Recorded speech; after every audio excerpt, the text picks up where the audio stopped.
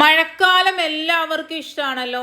മഴയത്ത് നല്ല കട്ടൻ ചായയും കപ്പലണ്ടിയൊക്കെ കഴിച്ചിരിക്കാൻ വളരെ ഇഷ്ടമാണ്. അല്ലെങ്കിൽ നമുക്ക് അതൊന്ന് ആസ്വദിച്ചിരിക്കാൻ വളരെ വളരെ ഇഷ്ടമുള്ള ഒരു സമയമാണ് നമ്മളുടെ മഴക്കാലം. തണുപ്പായിട്ടും നമുക്ക് ഒരു റിലാക്സേഷൻ മൂഡ് കിട്ടുന്ന ഒരു സമയമാണ്. നമ്മളുടെ മൈൻഡ് റിലാക്സ് ചെയ്യാനായിട്ട് വളരെ നല്ലൊരു സമയമാണ് നമ്മളുടെ മഴക്കാലം. പക്ഷേ തുണി ഉണക്കുന്നത് നമ്മളെ വീട്ടിലെ ഏറ്റവും വലിയ പ്രശ്നമായിട്ട് മഴക്കാലത്ത് വരുന്നത് കൊതുകിൻ്റെ ശല്യവും അതുപോലെ തന്നെ തുണി ഉണങ്ങി കിട്ടുക എന്നുള്ളതാണ് അല്ലേ. അതും നമ്മളോട് സ്കൂളും തുറന്ന്. അപ്പോൾ കെറ്റിലുണ്ടെങ്കിൽ ഈ ഒരു സൂത്രം ചെയ്ത് നോക്കട്ടോ. സിമ്പിൾ ടിപ്സ് ഈസി ലൈഫിലേക്ക് എല്ലാ കൂട്ടുകാർക്കും സ്വാഗതം. നല്ലൊരു ദിവസം നേർന്നുകൊണ്ട് നമുക്ക് നമ്മുടെ വീഡിയോയിലേക്ക് പോകാം. ആദ്യമായിട്ട് മഴക്കാലത്ത് ഉണ്ടാകുന്ന ഏറ്റവും വലിയ പ്രശ്നത്തിനൊരു പരിഹാരമാണ് കേട്ടോ ഞാൻ ഇന്ന് പറഞ്ഞു തരാൻ പോകുന്നത്. കരിഞ്ജീരകത്തിനെ കുറിച്ച് എല്ലാവർക്കും അറിയാവുന്നതാണല്ലോ. കരിഞ്ജീരകം ആരോഗ്യത്തിന് വളരെ വളരെ ഔഷധ ഗുണമുള്ള ഒരു സാധനമാണ്. പക്ഷെ അധികം കഴിച്ചാൽ അതും നമുക്ക് ശരീരത്തിന് ദോഷമാണ് കേട്ടോ. ഒരിക്കലും ഒരു സാധനം ഒരു മെഡിസിൻ ആണെന്ന് പറഞ്ഞ് നമ്മൾ വെറുതെ കഴിക്കുന്നത് വളരെ സൈഡ് എഫക്റ്റ് ഉണ്ടാക്കും.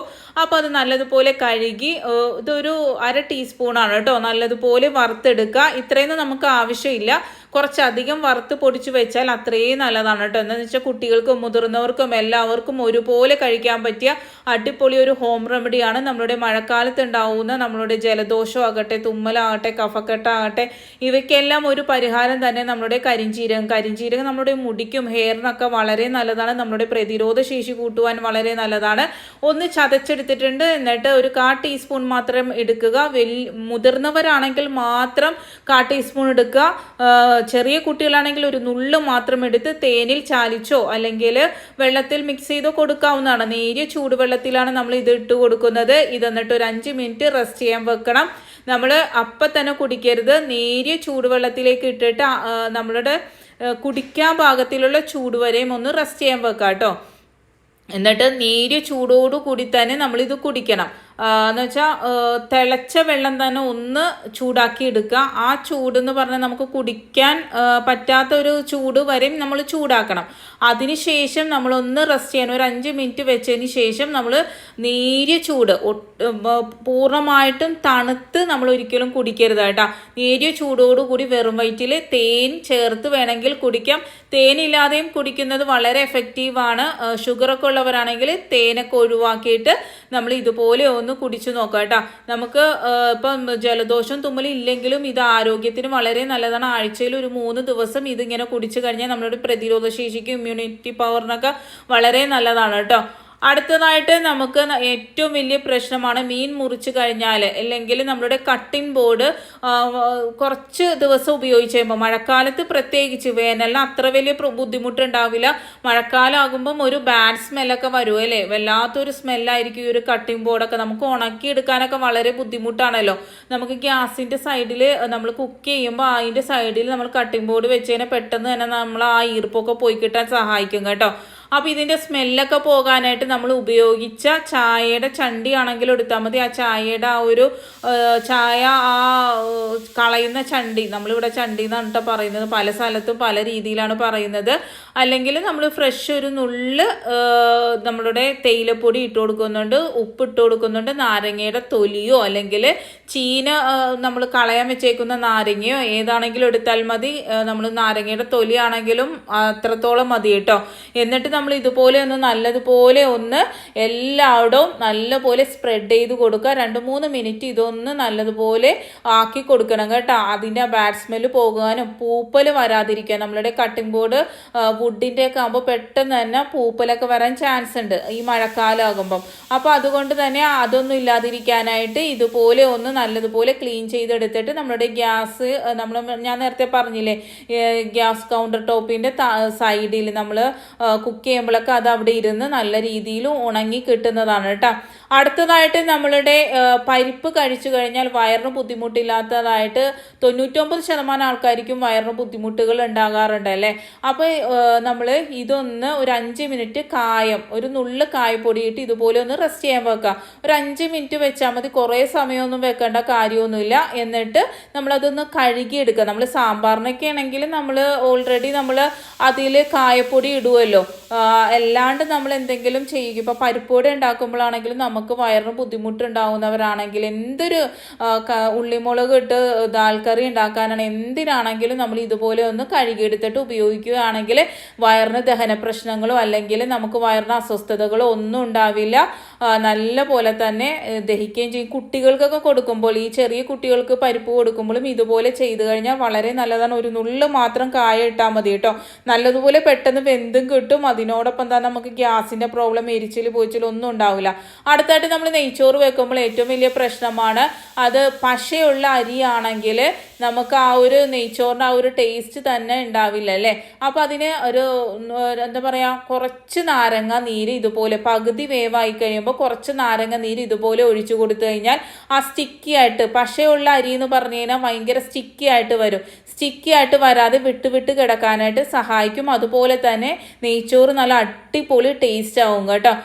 അവസാനം ഒരു നുള്ള് പെരിഞ്ചീരകത്തിൻ്റെ പൊടി ഇതുപോലെ ഇട്ട് കൊടുത്തു കഴിഞ്ഞാലേ വേറെ ലെവലായിരിക്കും നമ്മളുടെ നെയ്ച്ചോറിൻ്റെ ടേസ്റ്റ് കേട്ടോ. നമ്മൾ താളിക്കുമ്പോൾ പെരിഞ്ചീരകവും കറി മസാലയൊക്കെ ചേർക്കും.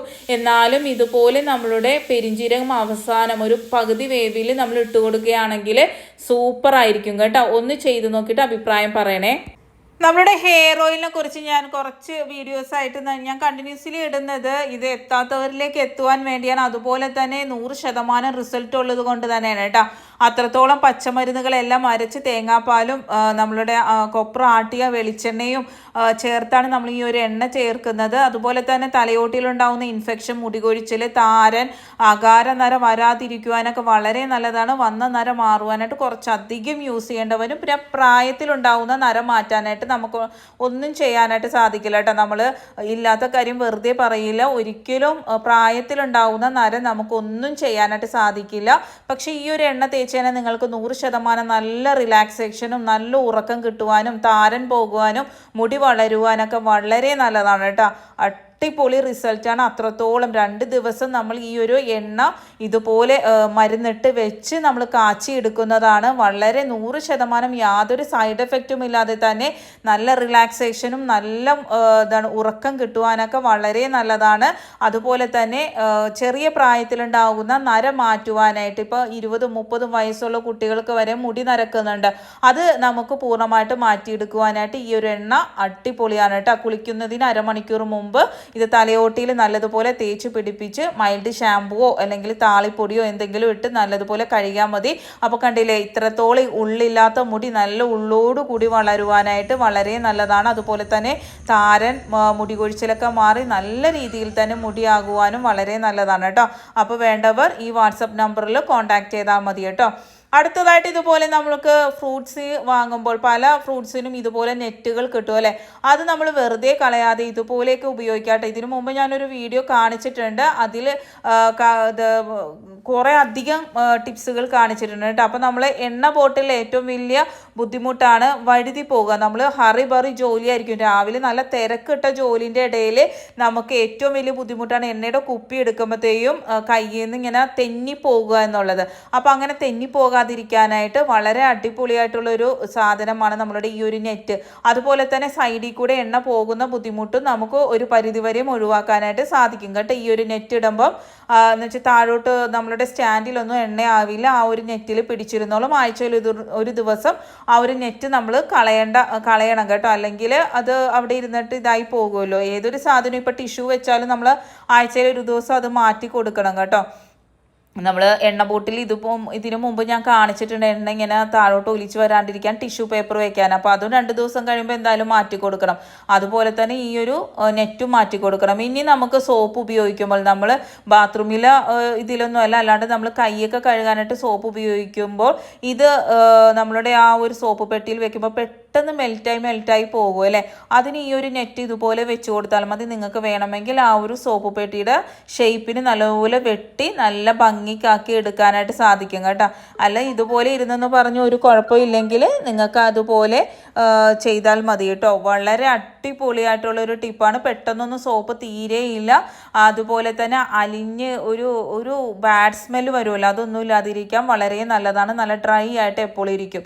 ഇനി നമ്മൾ ഇടിയപ്പം ആകട്ടെ ചോറാകട്ടെ എന്തൊരു സാധനവും നമ്മൾ രണ്ടാമത് പ്രീ ഹീറ്റ് ചെയ്തെടുക്കുമ്പോൾ നമ്മൾ ഈ ഒരു തട്ടിൽ വെച്ച് നമ്മൾ ചെയ്യുമ്പോൾ ഏറ്റവും വലിയ ബുദ്ധിമുട്ടെന്ന് പറഞ്ഞാൽ ഇതിൽ കുറേ ഒട്ടിപ്പിടിക്കും. ആ ഒരു തട്ടിൽ കുറേ ഒട്ടിപ്പിടിക്കും. പിന്നെ നമുക്കുണ്ടാവുന്ന ഒരു ബുദ്ധിമുട്ടാണ് ആ പകുതി അടിഭാഗത്തുള്ള ഇപ്പോൾ ചോറാകട്ടെ ഇടിയപ്പം ആകട്ടെ എന്തൊരു സാധനത്തിലും കുറേ വെള്ളം അതിൽ പിടിച്ചിട്ട് നമുക്ക് ആ അടിഭാഗത്തുള്ള സാധനങ്ങൾ കഴിക്കാനായിട്ട് ബുദ്ധിമുട്ടാണ്, കഴിക്കാൻ പറ്റാത്തൊരവസ്ഥയിലേക്ക് വരും.